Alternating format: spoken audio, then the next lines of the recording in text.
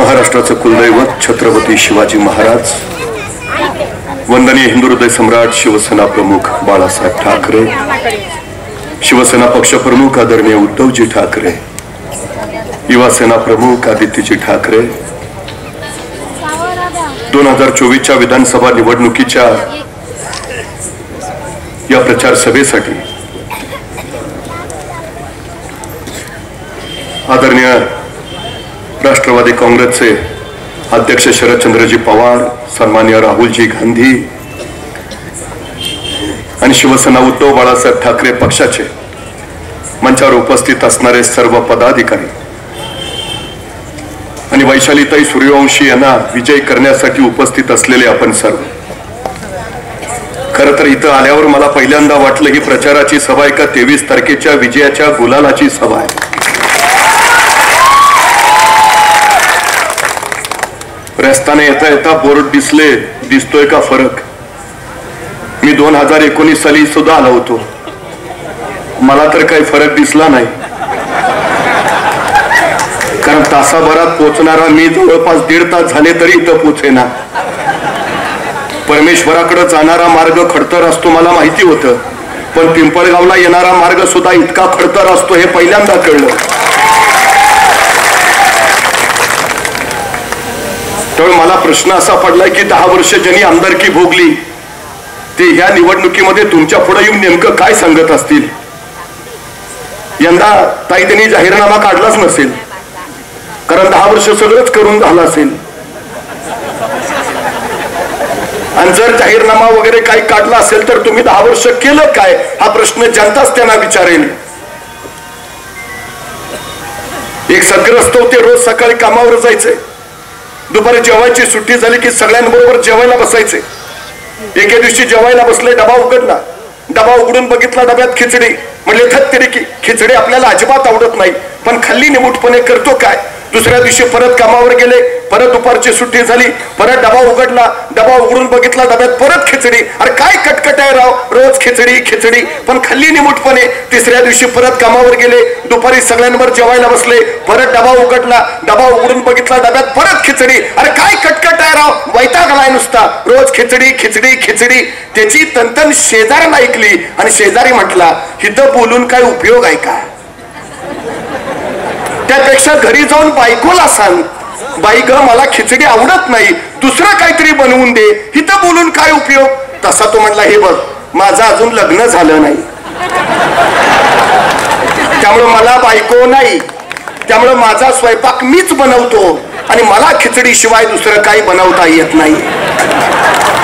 म्हणजे खिचडी केली कुणी यांनीच, आणि वरनं खिचडी आपल्याला अजिबात आवडत नाही. अरे केली कुणी? वडगाव पाचोरा विधानसभाच्या विकास कामांची खिचडी केली कुणी? आता या निवडणुकीत तेच येतील. खिचडी आम्हाला अजिबात आवडत नाही. अरे केली कुणी? तुम्हाला आता खिचडी हवी आहे का प्रगतीचं शिवभोजन हवंय हे आता तुम्ही ठरवायचं. 2019ला मी इथं आलो होतो, वंदनीय हिंदू हृदय सम्राट शिवसेना प्रमुख बाळासाहेब ठाकरेंच्या कडवट शिवसैनिकासाठी आलो होतो. आरव तात्यांचा संपन्न वारसा पुढे नेणाऱ्या उमेदवारासाठी इथं आलो होतो. पण दुर्दैव विचारांशी गद्दारी होईल असं वाटलं नव्हतं.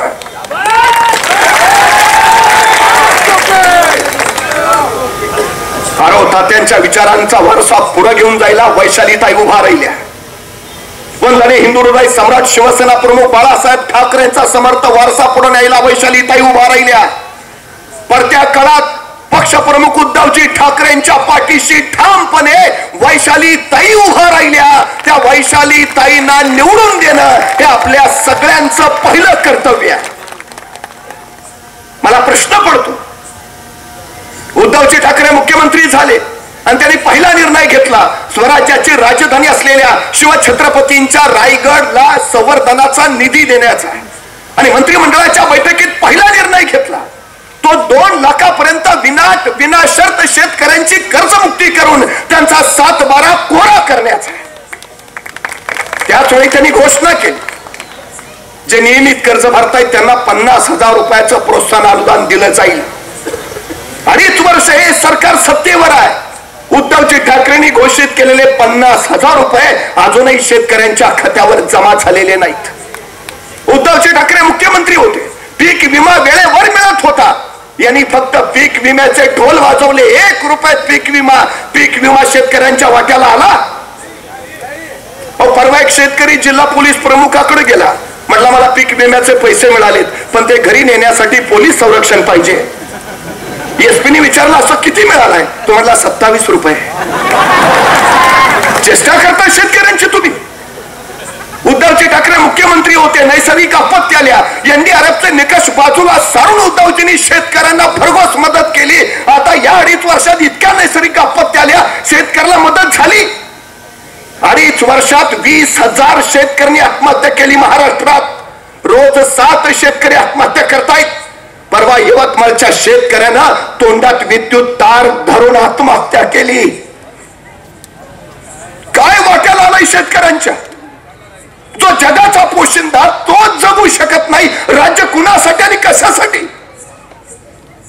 काय परिस्थिती आज? 2014 साली सोयाबीनचा दर होता 7,000 रुपये, आज सोयाबीनचा दर आहे 4,200। 1,38,000 कोटीचं सोया तेल आयात केलं गेलं आणि त्या शेतकऱ्यांच्या सोयाबीनचा दर पाडला गेला। उद्धवजी ठाकरे मुख्यमंत्री होते, कपाशीला दर होता 11,000 रुपये, आज कपाशीचा दर आहे 6,400। 22 लाख टन कपाशी आयात केली आणि इथला कपाशी उत्पादक शेतकरी मारला गेला। तुरीची तीच अवस्था आहे। हे राज्य कुणाचं आहे? शेतकऱ्यांचं का शेतकऱ्यांच्या विरोधकांचं? इथला शेतकरी काबाड कष्ट करून सोन्यासारखं पीक आणत असताना या सरकारच्या चुकीच्या धोरणामुळे त्याला भाव मिळत नाही, ही त्याची सगळ्यात मोठी अडचण झाली, सगळ्यात मोठी। उद्धवजी ठाकरे मुख्यमंत्री होते, सोयाबीनला सुद्धा 11,000 रुपये दर होता। उद्धवजींचं राज्य हे शेतकऱ्यांचं राज्य होतं। 2008 साली उद्धवजींनी महाराष्ट्रात झंझावात निर्माण केला शेतकऱ्यांची कर्जमाफीसाठी। शरदचंद्रजी पवार त्यावेळी कृषी मंत्री होते, मनमोहन सिंग पंतप्रधान होते। 70,000 कोटींची शेतकऱ्यांची कर्जमाफी झाली। टाहो फोडतायत शेतकरी, पण या सरकारनं शेतकऱ्यांची कर्जमाफी केली। 3.5 लाख कोटीचं उद्योगपतींचं कर्ज माफ केलं, पण शेतकऱ्यांचं नाही। हे शेतकऱ्यांचं नाही, हे उद्योगपतींचं सरकार आहे। जगणं महाग करून टाकलं यांनी। 2014 साली कापूस वेचणीचा दर किलोला 3 रुपये होता, आज 2024 साली कापूस वेचणीचा किलोचा दर 10 रुपये झालाय। 13 रुपये वाढतोच आहे। 2014 साली हिरो होंडा 55,000 ला यायची, त्यात 60 रुपये लिटरचं पेट्रोल शेतकरी टाकायचा आणि इथनं पाचोरा गाठायचा। आता हिरो होंडा 1,10,000 ला आणि पेट्रोल 110 रुपयाला। ते म्हणते राहू दे, कशाला जायचं। 2014 साली बैलाची किंमत 15,000 रुपये होती, आता बैलाची किंमत झाली 55,000 रुपये। शेतकरी घरात सिलेंडर 400 रुपयाला आणत होता, आता तो सिलेंडर 1,1100 रुपयाला गेला। अरे बाकी सगळ्या गोष्टींचे भाव वाढले, पण शेतकऱ्याच्या पिकाचा भाव मात्र वाढला नाही का? कुणासाठी राज्य आहे? कधीतरी या सगळ्या गोष्टींचा विचार केला पाहिजे आम्ही। यांनी नुसत्या घोषणा केल्या, नुसत्या घोषणा। मला काही काही लोक सांगत होते पिण्याचं पाणी शुद्ध मिळत नाही। तर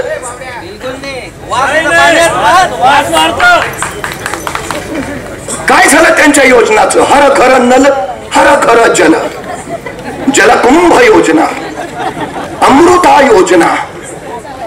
3,500 कोटी, 5,000 कोटी, 6,000 कोटी। अरे पिण्याच्या पाण्यासाठी एवढा निधीला गेला कुठं? पाण्यात गेला का खाण्यात गेला?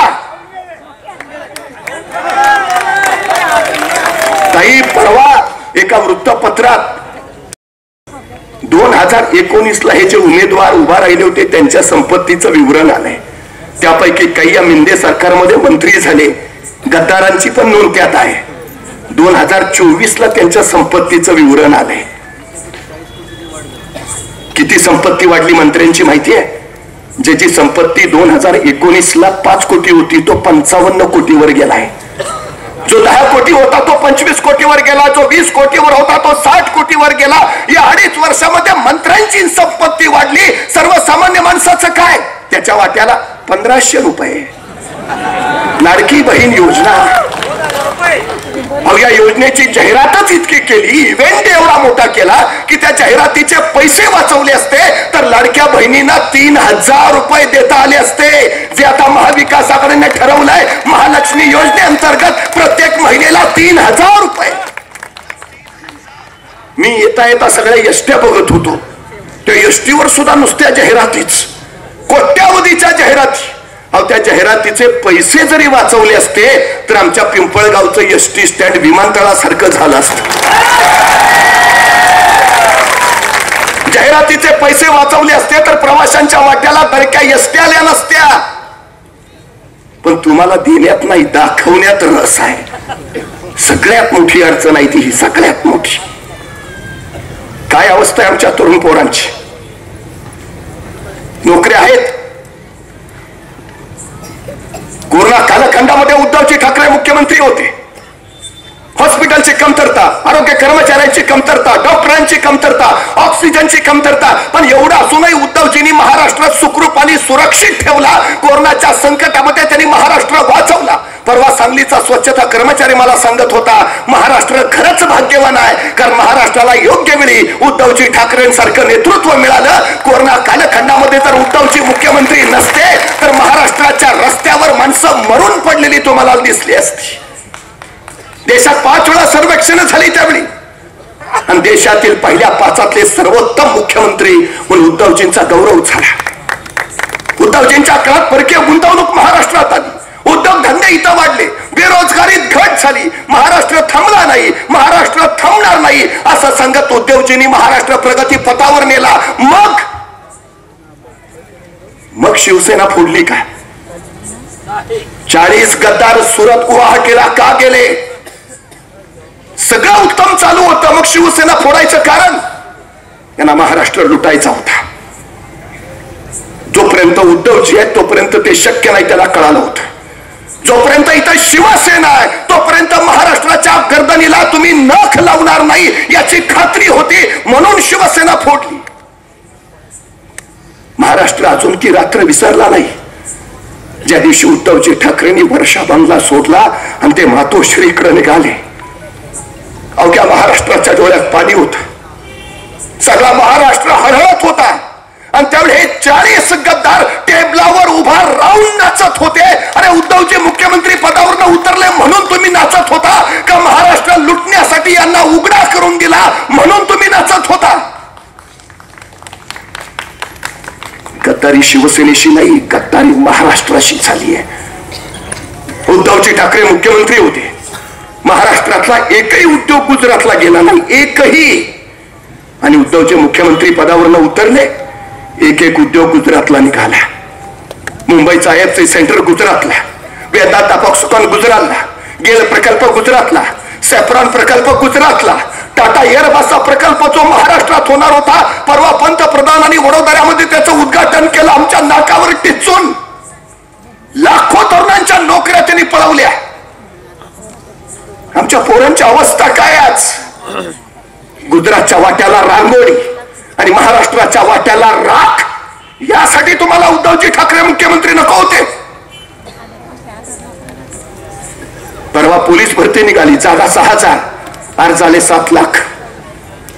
3 विभागाच्या शासकीय भरत्या निघाल्या, जागा होत्या 23,000, अर्ज आले 35 लाख. स्वच्छता कामगारच्या मुलाखती द्यायला ज्यावेळी इंजिनियर पोरग जात, वाईट वाटतो. काय अवस्था? ताई, गेल्या 2.5 वर्षामध्ये महाराष्ट्रातले 6317 लघु उद्योग सुद्धा बंद झाले. सगळं पळवायचं आहे, सगळं लुटायचं येणार. आणि आता हे सांगतायत महायुती सरकार महाराष्ट्र व्हिजन 100 म्हणजे उरलं सुरलं घेऊन जाणार परत गुजरातला. परवा एका चौकात एक तरुण भयानक संतापलेला.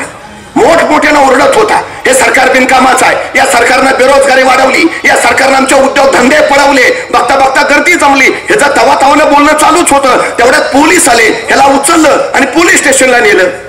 पोलीस स्टेशनला नेल्यावर या तरुणानं विचारलं, मला इथं का आणलंय? ते इन्स्पेक्टर म्हणले, तू सरकारच्या विरोधात बोलतोयस म्हणून तुला इथं आणलंय. तो म्हटला, मी आपल्या सरकारच्या नाही, पाकिस्तान सरकारच्या विरोधात बोलत होतो.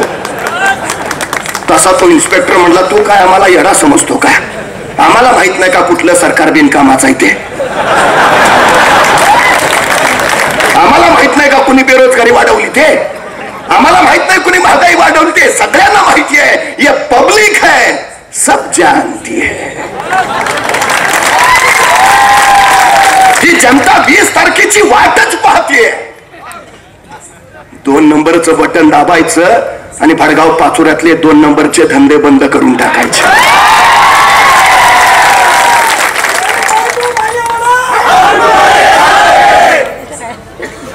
काय अवस्था आहे इथली?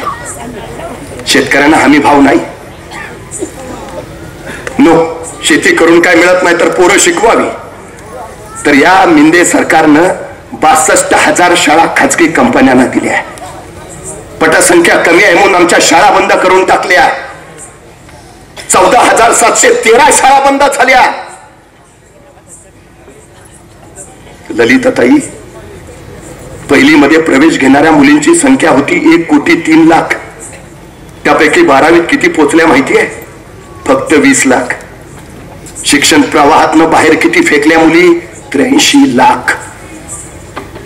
अहो, या 83 लाख मुली शिकल्या असत्या, त्यांच्या पायावर उभा राहिल्या असत्या, तरी स्वतःच्या हिमतीवर त्यांनीच 50,000 रुपये पगार कमावला असता. तुमच्या 1500 टिकल्याची गरज नव्हती. पण यांनी शिक्षण बंद केलं, शाळा बंद केल्या. या मुली शिक्षण प्रवाहात कशा जातील याच्यावर अभ्यास समिती नेमल्यापेक्षा यांनी अभ्यास समिती कशावर नेमली माहितीये? महाराष्ट्रातल्या बियर विक्रीत घट झाली आहे. महाराष्ट्रातली बियर विक्री कशी वाढवावी यासाठी या सरकारनं अभ्यास समिती नेमली आहे. तुम्हाला शिक्षित महाराष्ट्र हवाय का झुमता महाराष्ट्र हवाय? कुठे घेऊन चाललाय महाराष्ट्र आमचा तुम्ही? काय अवस्था इथल्या पोरांची? कधीतरी या सगळ्या गोष्टींचा मी शांतपणे विचार केला पाहिजे. सामाजिक वातावरण बिघडून टाकलं याने सगळं. आता ते चाललंय, बटेंगे तो कटेंगे. अरे हा महाराष्ट्र आहे. हातातला रुग्ण बाजूला टाकून दिल्लीच्या तख्ताला धडका देणारा महाराष्ट्र, चिनाबच्या पल्यावर जाऊन अब्दालीच्या नांग्यात ठेचणारा महाराष्ट्र, बचेंगे तो और भी लढेंगे म्हणा तू तरेत थैमान घालणारा महाराष्ट्र, मरहट्टा हूं मारूंगा तो चढकर मारूंगा असं म्हणत शत्रूला आसमान दाखवणारा महाराष्ट्र. हा महाराष्ट्र ना बटेगा ना कटेगा, लढेगा, जीतेगा और आगे भी बढ़ेगा. पूर्वी आम्हाला शिकवलं जायचं, दगडावर दगड घासला की ठिणग्या उडतात आणि मग अग्नीचा शोध लागला. आता ह्यांना नवीन शोध लागलाय. जातीवर जात घासली, धर्मावर धर्म घासला की ठिणग्या उडतात, मग आग लागते आणि त्याच्यावर आपल्या सत्तेची पोळी भाजून घेता येते. सजग राहायला हवं, आपण सावध राहायला हवं. यांचे मनसुबे उधळून लावायला हवेत. विकासाकडे जायचंय आपल्याला, अधोगतीकडे नाही. 350 वर्षापूर्वी छत्रपती शिवाजी महाराजांनी 18 पगड जाती धर्माचं राज्य उभा केलं, हे स्वराज्य. आमचा शिवसैनिक ज्यावेळी हातामध्ये शिवबंधन बांधतो ना, तो शिवछत्रपतींचा 18 पगड जातीचा महाराष्ट्र मी अखंड आणि एकसंग ठेवेन अशी शपथ घेतो. केवढ्या घोषणा केल्या हो त्यांनी. 15 लाख रुपये देतो म्हणणारे 1500 वर आले.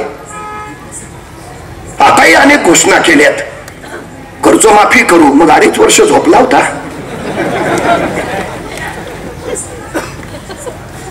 काय झालं होतं 2.5 वर्ष तुम्हाला? इथले सगळे उद्योग नेले. आम्ही महाराष्ट्राला याहून अधिक मोठा उद्योग देऊ. तुमच्या पाचोरा भडगाव मध्ये गेल्या 2.5 वर्षात किती उद्योग आले? एक प्रकल्प झाला इथं? काय झालं? शेतकरी या सगळ्या गोष्टींचा विचार करायला हवा. शेतकरी आत्महत्या थांबवणार होते, 1.5 हमी भाव देणार होते, स्मार्ट सिटी निर्माण करणार होते, आदर्श गावं तयार करणार होते. काही झालं नाही. अरबी समुद्रात छत्रपती शिवाजी महाराजांचं स्मारक उभारणार होते, हिंदू मिलमध्ये डॉक्टर बाबासाहेब आंबेडकरांचं स्मारक उभा करणार होते. काय झालं? काही नाही. मी परवा पुण्यात होतो, महात्मा फुले मंडईत. ड्रायव्हरला सांगितलं गाडी आत लाव. मी बाहेरच उभा राहिलो. माझ्या शेजारी एक गजरेवाला होता. तिची गजरी विकायची स्टाईलच भयानक होती. तो आल्या गेल्या ताईंकडे बघायचा आणि म्हणायचा, ओ ताई गजरा घ्या, 1 महिना सुकणार नाही. ओ ताई गजरा घ्या, 1 महिना सुकणार नाही. आणि महिला वळवळून गजरा घ्यायच्या. असला कसला गजरा 1 महिना सुकणार नाही. अर्ध्या तासात तिची पाठी रिकामी झाली. तेवढ्या त्याच्या समोरून एक मॅडम निघाल्या होत्या. त्या मॅडमकडे बघत तो म्हणाला, ओ मॅडम गजरा घ्या, 1 महिना सुकणार नाही. त्या मॅडम तिथूनच वळाल्या आणि त्याला म्हणाल्या, गेल्या महिन्याचा अजून तसाच आहे. आता हे भाजपवाले येतील, हे देतो ते देतो, 15 लाख जमा करतो. सरळ सांगा, मागच्या वेळेचे अजून तसेच आहेत. अहो यांची आश्वासनं म्हणजे लबडा घरची आवताना. काय उपयोग आहे यांचा? शेतकऱ्यांचं राज्य उभा करायचं असेल, तरुणांच्या हाताला काम द्यायचं असेल, तर आम्हाला मशालीचं बटन दाबून वैशाली ताईंना विजयी करावाच लागेल. ही सगळ्यात महत्वाची. आज परिस्थिती वेगळ्या दिशेची आली आहे. कुठल्या दिशेला चाललोय आम्ही? मागे मुंबईला दंगल झाली. त्याच मुंबईमध्ये मुस्लिम मोहल्ल्यामध्ये एक 25 वर्षाची युवती होती. देखणी आरसपाने बघावं बघतच राहावं अशी. काही गुंडांचा तिच्यावर डोळा होता. दंगलीच्या दंग्या डोक्याचा फायदा उठवावा आणि त्या युवतीची अब्रू लुटावी असा बेत त्याने आखला. आणि दंगा लाईन जोमात असतानाच हे गुंड त्या युवतीच्या घराच्या दिशेने सरकले. काळोख चिरत तिच्या दारापर्यंत पोहोचले. दारावर धडका पडू लागल्या. महाराष्ट्राचे आराध्य दैवत छत्रपती शिवाजी महाराज, भारतीय संविधानाचे शिल्पकार डॉक्टर बाबासाहेब आंबेडकर, क्रांतिबाम महात्मा ज्योतिबा फुले, हिंदू हृदय सम्राट बाळासाहेब ठाकरे, वीर एकलव्य भगवान, संत सेवालाल महाराज, शेतकऱ्यांचे कैवारी श्रद्धेय तात्यासाहेब, या सगळ्यांना मी विनम्र अभिवादन करते. आणि आजच्या या मंचावर ज्यांची उपस्थिती आम्हाला लाभली आहे अशी शिवसेनेची मुलुक मैदान तोफ, म्हणजे खरी खुरी मुलुक मैदान तोफ म्हणजे आमचे आदरणीय नितीनजी बानगुडे पाटील साहेब यांच्यासाठी आपण एकदा जोरात टाळ्यांचा कडकडाट होऊन जाऊ द्या. मंचावर उपस्थित सर्व मान्यवर आणि महाविकास आघाडी व शिवसेनेचे सर्व पदाधिकारी, सर्व कार्यकर्ते आणि या मतदारसंघातील सर्व माता भगिनी आणि बांधवांनो, तुम्हा सगळ्यांना माहिती आहे की गेल्या 2.5-3 वर्षापासून आदरणीय उद्धव साहेब असतील, आदरणीय शरदचंद्रजी पवार साहेब असतील, यांचा न्यायासाठी खूप मोठा संघर्ष चालू आहे. मागील 2 वर्षापासून त्यांनी सत्यासाठी, धर्मासाठीचा लढा चालू आहे. धर्म अधर्म आणि सत्य असत्याची लढाई ते लढत आहेत. लोकशाहीचा खून होत असून आमची न्याय देवता स्तब्ध झालेली आहे. आमचा पक्ष चोरला, आमचं चिन्ह चोरलं तरी आम्हाला न्याय मिळाला नाही. अन्याय, अत्याचार, अनितीचा जो काही अतिरेक झालेला आहे तो आता सहनशक्तीच्या पलीकडे गेलेला आहे. म्हणून आपल्याला या गद्दारांना आता धडा शिकवल्याशिवाय पर्याय नाहीये. बांधवांनो, तुम्हाला माहिती आहे की या मतदारसंघामध्ये विकासाच्या नावाखाली कशी लूटमार चालली आहे. कमिशन, टक्केवारी याच्या नावाखाली मतदारसंघ भरडला जातोय. गुंडागर्दी, दहशतवाद याच्याने जनता त्रस्त झालेली आहे. विकासाच्या नावाखाली मतदारसंघाचा चेहरा भकास झालेला आहे आणि हा गद्दारीचा कलंक या मतदारसंघाला लागलाय. मागच्या पंचवार्षिकला अमोल शिंदे सुद्धा होते या निवडणुकीमध्ये. ते भाजपकडून उभे होते. तुम्ही मला सांगा, आपण त्यांना भरभरून प्रेम केलंय पिंपळगाव मधून, पण तुम्ही मला सांगा मागच्या 3 वर्षामध्ये अमोल शिंदे यांनी सत्तेमध्ये असताना सुद्धा या आमच्या शेतकऱ्यांसाठी एकदा तरी रस्त्यावर उतरलेले तुम्ही बघितलंय का? फक्त एक उदाहरण द्या. एकदाही ते रस्त्यावर उतरले नाही. आणि आता सगळे उमेदवार निवडणुकीच्या रिंगणामध्ये, म्हणजे निवडणूक जवळ आली, निवडणुकीच्या तोंडावर सगळे ऍक्टिव्ह झालेले आहेत. इतक्या दिवसापासून तुम्हाला खरोखर लढायचं होतं किंवा तुम्हाला जनतेची सेवा करायची होती, मग इतक्या दिवसापासून तुम्ही ऍक्टिव्ह का नव्हतात? सगळे उमेदवार बिळात घुसून बसले होते आणि निवडणुकीच्या तोंडावर महिना 2 महिना आधी ऍक्टिव्ह होतात. हे आपण सगळ्यांनी चित्र बघितलं पाहिजे. आमच्या शेतकऱ्यांच्या मालाला भाव मिळत नाही त्यासाठी कधी रस्त्यावर आले नाही. पीक विम्याचा प्रश्न असेल तेव्हा कधी रस्त्यावर आले नाही, कधी रास्ता रोको केला नाही, कधी धरणे आंदोलन केलं नाही. मागे काय केलं ते माहित नाही, पण तुम्ही 5 वर्षानंतर पूर्ण तुम्ही मतदारसंघात डिटॅच होऊन गेले आणि आता तुम्ही निवडणुकीच्या तोंडावर ऍक्टिव्ह होतात. हे सगळं जनतेच्या लक्षात येतंय. बांधवांनो, आपल्या सगळ्यांना माहिती आहे की तात्यासाहेब 1999 ते 2008 त्यांचा जो आमदारकीचा कार्यकाळ होता, त्यांनी त्यांच्या काळामध्ये या पिंपळगावसाठी सगळ्यात पहिल्यांदा 33 केवीचे वीज केंद्र तात्यांनी मंजूर केलं. हे आपल्या सगळ्यांना मान्य आहे ना? तात्यांनी पहिल्यांदा ते वीज केंद्र इथे मंजूर केलं. त्यानंतर आता सुद्धा आपण बघू शकतो, जे काही गोविंद महाराजांचं मंदिर आहे, त्या मंदिराजवळचा जो पूल आहे तो तात्यासाहेबांनी त्या काळात बनवलेला आहे. त्या पुलाची गुणवत्ता इतकी चांगली होती की इतक्या वर्षानंतर सुद्धा त्या पूलची अवस्था अतिशय उत्कृष्ट आहे. पण कंपॅरिझन मध्ये जर का तुम्ही बाकीचे पूल बघाल तर त्या बाकीच्या पुलांची पण अवस्था तुम्ही बघून घ्या. आणि या पिंपळगाव शहरामध्ये येतानाचे जेवढेही रस्ते असतील, बाहेरून शहरात येणारे किंवा गावातले रस्ते असतील, ते रस्त्यांची अवस्था आज किती बिकट झालेली आहे हे सगळं आपण बघून घ्यावं. आणि ह्या सगळं मतदान करताना आपण या सगळ्या गोष्टीचा विचार केला पाहिजे असं मला वाटतं. ते खूप गरजेचं आहे. आम्ही शेतकरी संवाद यात्रेच्या माध्यमातून जेव्हा आम्ही फिरलो पूर्ण मतदारसंघ, तेव्हा काय विकास झाला आहे मतदारसंघाचा हा आम्ही चांगल्या पद्धतीने बघितलेला आहे.